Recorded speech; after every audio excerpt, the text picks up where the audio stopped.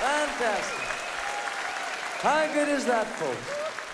And how lucky are we to have such talent with us. Well done.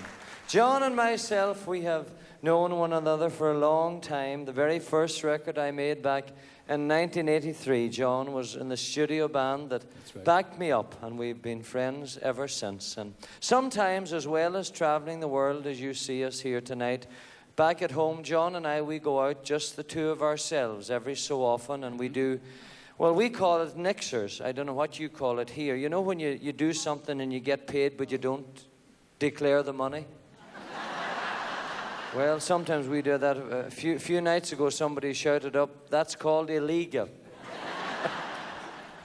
But every so often, John and I, we go out and we do shows for charity. And we sing songs just like this one.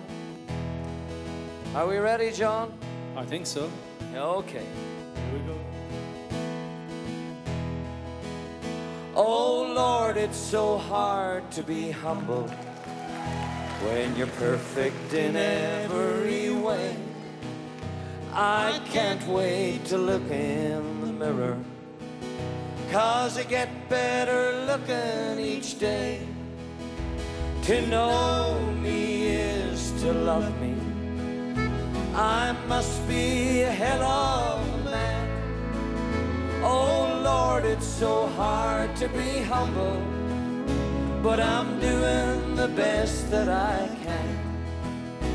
I used to have a girlfriend, but I guess she just couldn't compete with all of those love-hungry women who keep crawling around at my feet.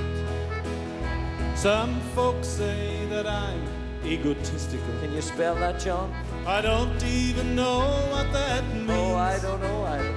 But I guess it has something to do with the way that I fill out my skin-tight blue jeans. Oh, Lord, it's so hard to be humble when you're perfect in every way. I can't wait to look in the mirror, 'cause I get better looking each day. To know me is to love me. I must be a hell of a man. Oh Lord, it's so hard to be humble, but I'm doing the best that I can. Oh Lord, it's so hard to be humble, but we're doing the best that we can. Good job, John. Oh, what do you like? He never misses an opportunity. Good on you, Ron. Stephen over here is our band leader, and he does all of our arrangements on the road. We're really proud of him. Stephen Miller. Thank you, Steve.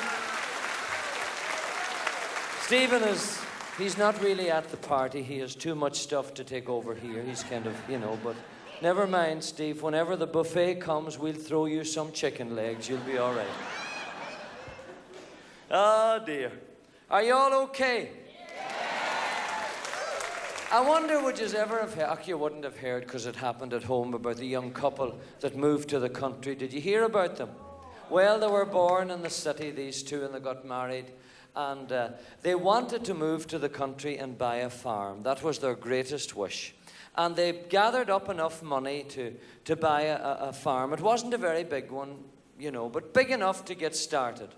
And boy, they were so happy. But when they had everything paid for, there was very little left, to stock the farm. In fact, they had hardly any money left. But they had enough just to buy a pig. They bought an old sow.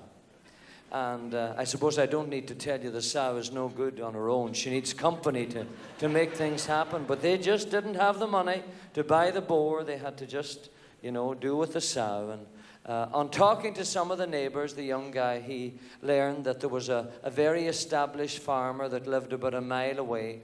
And he had lots of animals, and he had a boar, and he was a real nice man. And that maybe if he went and spoke to this farmer, that they could arrange a meeting, So anyway, he went one day and he got chatting to this man, and he was a really nice gentleman.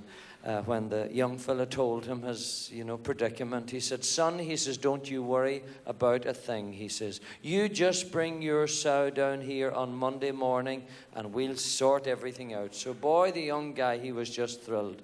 So he could hardly wait for the weekend to be over, and he got up early Monday morning, he got organized, and he went out and he got the sow out, and he was looking at her, and he thought, a mile was a long ways for her to walk. She was old, but she was willing. But he knew the mile would be too much, so he didn't have any tractor or anything, any kind of, equipment like that. But he remembered that he saw when he was looking through the old barn that there was a wheelbarrow in there. So he went and he got the wheelbarrow, and he got it out and dusted it off, and he put the sow in the wheelbarrow, and off he went, pushing her down the road in the wheelbarrow, down till he got to the farm. And the farmer was waiting on him when he arrived, true to his word, and they got the sow out and put her in along with the boar. And the older man said, "Now, son," he says, "we'll leave her there all day. You come back about 5 o'clock this evening and we'll see how things progressed, So anyway, the young boy went away and he came back about 5, and the older man said, "Now, son," he says, "when you get up tomorrow morning," he said, and you see her in the yard," he says, "if she's got everything dug up around her and she's all busy and agitated, then everything's good. The job is a good job. But if she's just lying like this, not paying attention to anything, you're going to have to bring her back tomorrow again." So the young fella got the sow back into the wheelbarrow, and off he went up the road. And boy, it was heavy coming down in the morning, but she was twice as heavy on the way back, I'll tell you. It was getting heavier. But he got her back anyway and went away to bed that night. And boy, he was so excited he could hardly wait to get up in the morning. He got up and he went over to the window and he pulled back the drapes and looked out to see what she was doing. There she was, just lying like this, not a bit of movement. Well, he had nothing to do, only go down and get the wheelbarrow out and put her into the wheelbarrow, and off he went down. Well, I better go the right direction. I was going.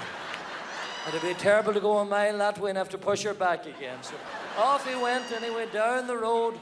Boy, it was tough pushing her. But anyway, the farmer saw him coming, and he got out and he was ready, and he knew that there was more work to be done. So they got the sow out and along with the boar again another time. And he said, "Son, same thing, we'll leave her there all day. You come back about 5. So the young guy came back at 5, and the older man said, "Now, son," he says, "I'm afraid it's the same thing." He says, "Tomorrow when you get up, if she's all busy, you don't have to bring her back no more, and everything's dug up. But if she's just lying there doing nothing, you'll have to bring her back again." So young fella put the sow into the wheelbarrow, and off he went again, back up. And boy, he was getting so tired. But anyway, it was worth it, he thought. And got up the next morning, over to the window, looked at there she was, just lying like this, no movement. So every day, Wednesday, Thursday, Friday, it was the same story. Down the road in the wheelbarrow, up in the morning, look out, and there she was, lying, no movement. So come Saturday, boy, the young guy, he was just about dead from pushing this sow up and down the road all week. And he just couldn't get out of bed. So his wife got up and he said, "Honey," he said, "would you ever go to the window," he says, "and look out to see what she's doing today?" So the wife went over to the window and she pulled back the drapes and she says, "Oh my goodness." And he said, "Has she got everything dug up?" No, his wife said, "She's sitting in the wheelbarrow." Oh boy. Oh, that old sow knew what it was all about, I'll tell you. Yeah. And I'd say the boar was glad to hear the wheelbarrow coming every day. Absolutely. Oh,